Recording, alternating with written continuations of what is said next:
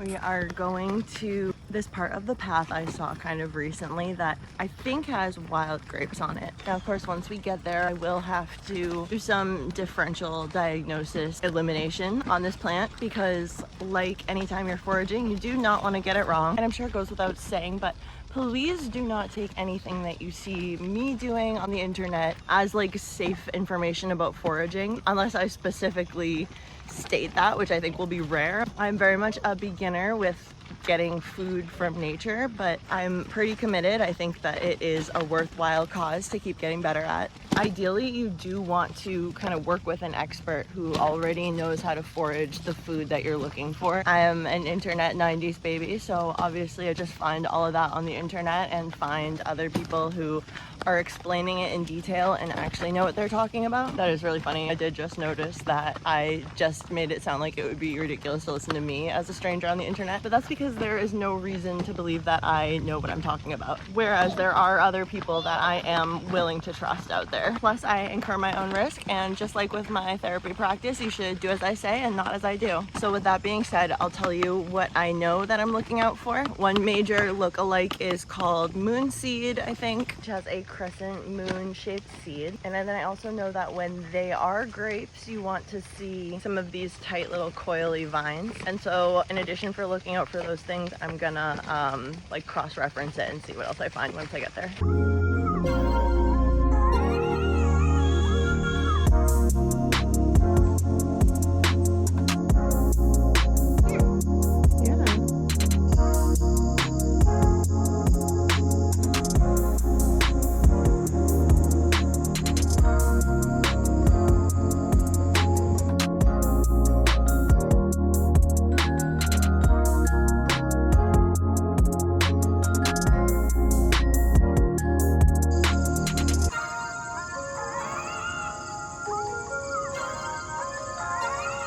Okay, I made it, and here is what I figured out. For one thing, they do have the little spiralies. For another, the seeds are not moon shaped. I'm gonna check if there's any other information. I am actually feeling pretty confident that these are grapes. Nature is amazing. There is food just growing here. It turns out that grapes are relatively easy to identify. So, you know, maybe after a few times of eating these and nothing bad happening to me, I'll share more about how exactly to identify them and make sure that they're safe for eating. But it sounds like the main, you know, look-alike to be concerned about is that Canadian moon seed. And this is definitely not them because I showed you the seed here. It's very round. They have like every hallmark of grapes that I just double-checked about. If I could do something differently, I would have brought some scissors. All right, we're getting to the end of our patience here. For one little man. But take a look at what I got.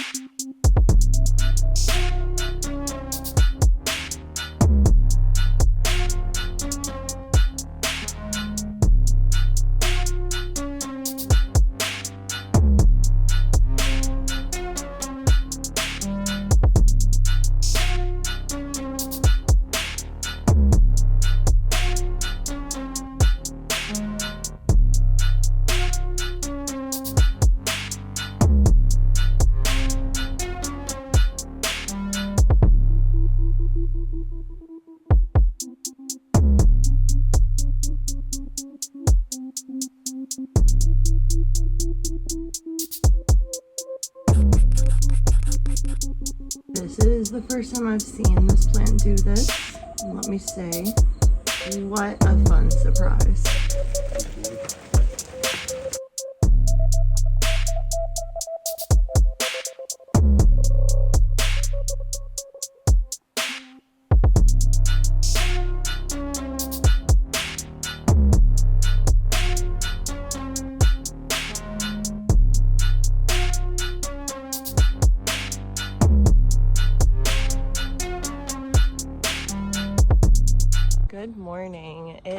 is such a gorgeous early fall day. And yes, I know that September is not technically the start of fall, but it also is in my heart. So we're here in early fall. Leaves are changing. The weather is getting crisp. I can walk around in a hoodie with a hot coffee. So the weather is really changing. And I just felt like I wanted to reiterate some of these benefits of getting out into nature to start my work days. I don't go for a walk in the forest every day, although I do most days, but especially on days that I am working, I find it so worthwhile to try to keep that structure and get out into nature before I start my day. Okay, I am getting a little hot, so I'm gonna take off this sweatshirt.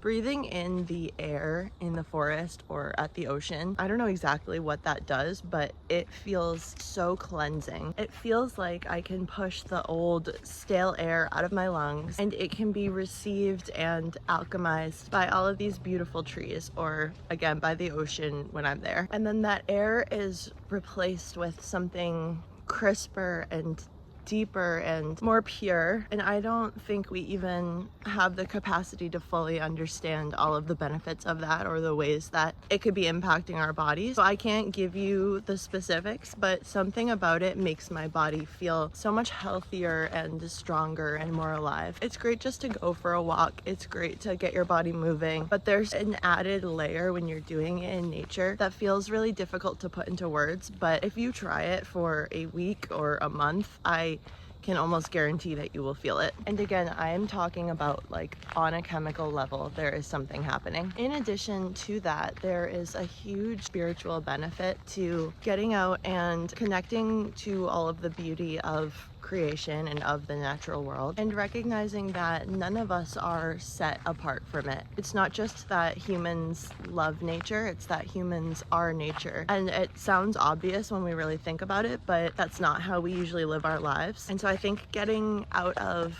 any of the man-made buildings or anything that we've created and immersing ourselves into nature helps us to remember that. You know, when you're feeling the drops of dew, your feet supported by the earth. In my case, chit-chatting with the crows and just breathing with the trees and with the natural world. It helps you to remember your place as a part of it all. I often think about the impact it had on me reading In Braiding Sweetgrass by Robin Wall Kimmerer. This idea that humans are a part of it all and that we don't need to have this destructive and toxic relationship with the natural world. In fact, it's very unnatural and unhealthy, but so many of us have been taught and really had it kind of hammered in how bad humans are for nature. The part in the book that I'm referencing is the author is in a class, I believe it's of environmental science students, and this is to my memory, so forgive me if I get any parts wrong. I highly recommend that you read it yourself. But she's asking about humans' relationship with nature, and all of her students are giving all of these terrible examples of the ways that we've harmed and destroyed the natural world. And she's like, can anybody think of any positive effects that humans have had on nature? And none of them have a single idea. I forget now if it was Robin Wall Kimmerer or Sherry Mitchell who said that we have low self-esteem as a species, and that's a problem for a lot of reasons. Not only is it not really good for us psychologically or spiritually, but it also, I think, contributes to a lack of action or, you know, momentum to change that narrative. It's like a lot of us have learned that humans have been harmful to the natural world, so we should just stay away from it at all costs. And instead, I think we need to have higher expectations for ourselves and our species. We are capable of so much good. We are capable of loving the earth and living in harmony with it. And doing so might require us to change some of our behaviors and the patterns and systems that we've constructed. But we are fully capable of doing so. And so I love to try to document the little ways that I find of getting closer to that right relationship. And I think that this is just another one. Starting off your day immersed in all of the rhythms of the natural world. It's beautiful, it's grounding, it's good for you and your spirit and your nervous system, and it's good long-term for our relationship with that natural world. It also helps us keep alive a sense of wonder and awe at all of the beauty and incredible little sights of the world. You know, there's always something different, just like I've said before about the shifting shorelines at the ocean. Every single day, every single moment, there's something new. Like right now, I don't know if you can hear it, but there are hawks out and calling. There's dew just sitting on some of these wildflowers that are blooming in just a slightly different way today. And I think that getting outside and noticing all of that also, this is like a natural, healthy, sustainable way to get those dopamine hits. One of the core tenets of my therapy practice is nature-based therapy, which acknowledges how important this connection is to us as humans and the many benefits it has to our well-being. And when I dive into this with clients and hear more about the positive impacts they are noticing from spending more time in nature, I'm constantly hearing things like, I felt calmer, I felt more grounded, I felt like my anxiety was seeping away into the earth. It might not be a cure necessarily, although it might be, but it is at the very least a strong foundation you can give yourself that will help to carry you through life's hard moments. So the more that you are able to get outside and just breathe with the earth, the more strength that foundation builds, and it's just huge.